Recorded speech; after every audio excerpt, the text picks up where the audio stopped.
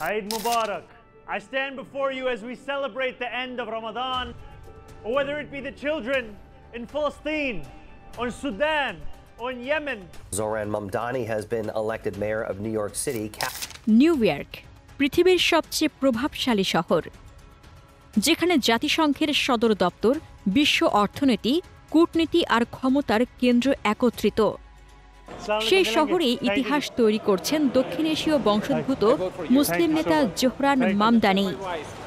তিনি মেয়র নন, কিন্তু তার প্রভাব নিউ ইয়র্কের রাজনীতি ছাড়িয়ে এখন মার্কিন সমাজে নতুন এক তরঙ্গ সৃষ্টি করেছে।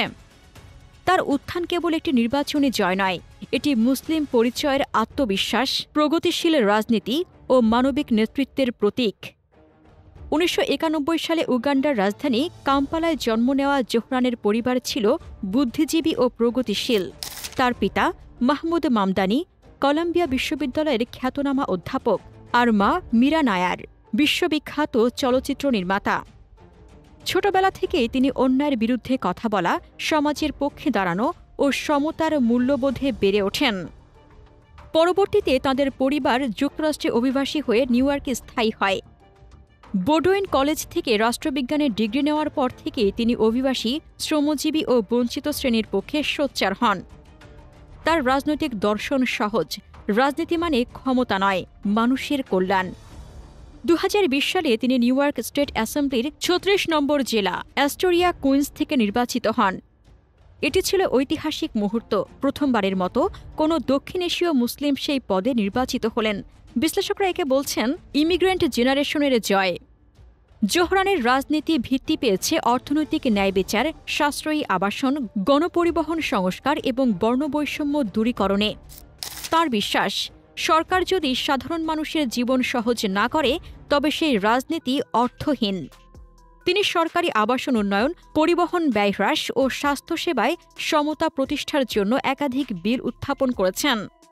কিন্তু তাকে আলোচনার কেন্দ্রে এনেছে তার আন্তর্জাতিক অবস্থান। যুক্তরাষ্ট্রের মূলধারার রাজনীতিকেরা যেখানে মধ্যপ্রাচ্যের ইস্যুতে নীরব, সেখানে মামদানি সাহসের সঙ্গে বলেন আমেরিকার যুদ্ধনীতি অন্যায়ের প্রতীক। তিনি ইরানের উপর যুক্তরাষ্ট্রের বিমান হামলার তীব্র সমালোচনা করে বলেন, এই হামলা অবৈধ সামরিক পদক্ষেপ, যা আন্তর্জাতিক অস্থিতিশীলতার নতুন অধ্যায়। তার মতে, কংগ্রেসের অনুমতি ছাড়া যুদ্ধ চালানো মার্কিন গণতন্ত্রের অপমান। তার এই বক্তব্য যুক্তরাষ্ট্রে প্রবল রাজনৈতিক আলোড়ন তোলে। রিপাবলিকানরা ও ট্রাম্প শিবির তাকে লক্ষ্য করে তীব্র সমালোচনা শুরু করে। প্রেসিডেন্ট ডোনাল্ড ট্রাম্প বলেন, জোহরান মামদানি মার্কিন ঐতিহ্যকে ইসলামিক ও সমাজতান্ত্রিক ভাবধারায় পরিবর্তন করতে চায়। রিপাবলিকান নেতারা দাবি করেন, মামদানি ইসরায়েল বিরোধী অবস্থান এবং ইরানের প্রতি তার সহানুভূতি যুক্তরাষ্ট্রের মধ্যপ্রাচ্য নীতি দুর্বল করছে। তাকে জাতীয় নিরাপত্তার ঝুঁকি হিসেবেও আখ্যা দেওয়া হয়। কিন্তু বিশ্লেষকদের মতে এই বিতর্কই তাকে আরও জনপ্রিয় করেছে। তরুণ প্রজন্ম, মুসলিম সমাজ ও প্রগতিশীল ভোটাররা এখন তাকে দেখছেন এমন একজন সাহসী কণ্ঠ হিসেবে, যিনি আমেরিকার সাম্রাজ্যবাদী নীতি ও বৈষম্যমূলক বিশ্ব রাজনীতির বিরুদ্ধে খোলাখুলি অবস্থান নিতে পারেন। জোহরান মামদানির এই অবস্থান যুক্তরাষ্ট্রের রিপাবলিকান রাজনীতিতে প্রবল প্রতিক্রিয়া সৃষ্টি করেছে। প্রেসিডেন্ট ডোনাল্ড ট্রাম্প ও তার ঘনিষ্ঠ বৃত্ত তাকে বামপন্থী বিপ্লবী হিসেবে সমালোচনা করে বলেছে, মামদানি মার্কিন ঐতিহ্যকে ইসলামিক ও সমাজতান্ত্রিক ভাবধারায় বদলে দিতে চায়। রিপাবলিকান রাজনীতিকরা মনে করেন, মামদানি যেমন ইসরায়েল বিরোধী অবস্থান নিয়েছে, তেমনি ইরানের প্রতি তার সহানুভূতিশীল মন্তব্য যুক্তরাষ্ট্রের মধ্যপ্রাচ্য নীতিকে দুর্বল করছে।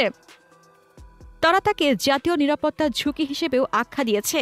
অন্যদিকে বিশ্লেষকদের মতে এই বিতর্কই মামদানির জনপ্রিয়তা বাড়িয়ে দিয়েছে, কারণ তরুণ ও মুসলিম ভোটাররা এখন তাকে সাহসী কণ্ঠ হিসেবে দেখছেন, যিনি মার্কিন সাম্রাজ্যবাদী নীতি ও দ্বিচারিতার বিরুদ্ধে প্রকাশ্যে দাঁড়াতে পারেন। ভূ রাজনৈতিকভাবে মামদানির অবস্থান অত্যন্ত তাৎপর্যপূর্ণ। তার বক্তব্য সরাসরি যুক্তরাষ্ট্রের মধ্যপ্রাচ্য নীতিকে চ্যালেঞ্জ করছে, বিশেষ করে ইসরায়েল সৌদি জোটকেন্দ্রিক কৌশলকে। তিনি বিশ্বাস করেন, আমেরিকা যদি বৈশ্বিক শান্তি চায় তবে তাকে যুদ্ধ নয়, ন্যায়বিচারকে অগ্রাধিকার দিতে হবে। তিনি ইসরায়েলি দমননীতিকে আধুনিক যুদ্ধের বর্ণবৈষম্য বলে আখ্যা দিয়ে বলেন, ফিলিস্তিনের মানুষের মুক্তি ছাড়া মধ্যপ্রাচ্যের শান্তি স্থায়ী সম্ভব নয়।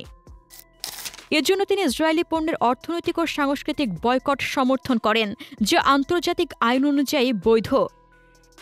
এই অবস্থান পশ্চিমা মিডিয়ায় তাকে বিতর্কিত করলেও মুসলিম বিশ্ব তাকে করেছে এক আশার প্রতীক।